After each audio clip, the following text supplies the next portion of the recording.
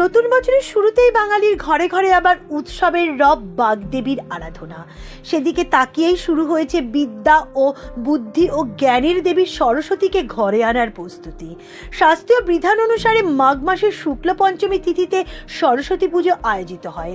তিথিটি শ্রী পঞ্চমী বা বসন্ত পঞ্চমী নামেও পরিচিত। হিন্দু ধর্ম মতে সরস্বতী হলেন জ্ঞান ও বিদ্যার দেবী, তাই ঘরে ঘরে বিদ্যা ও জ্ঞানের পরিপূর্ণতা প্রাপ্তির জন্য পূজিত হবেন দেবী সরস্বতী।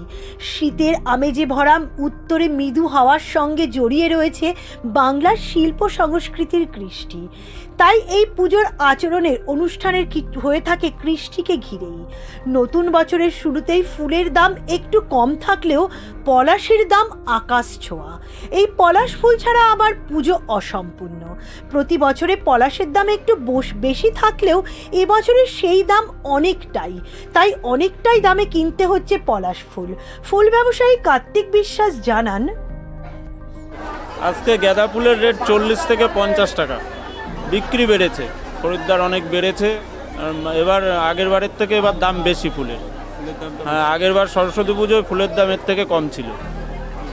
এবছর ওই বৃষ্টির জন্য ফুল নষ্ট হয়ে যাওয়ার কারণে একটু দামটা বেশি আছে।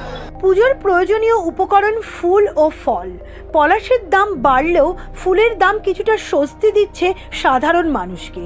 দেবীর পুজোর জন্য প্রয়োজন আম্রবকুল, খাগের কলম, দোয়াত, জবের শীষ ইত্যাদি।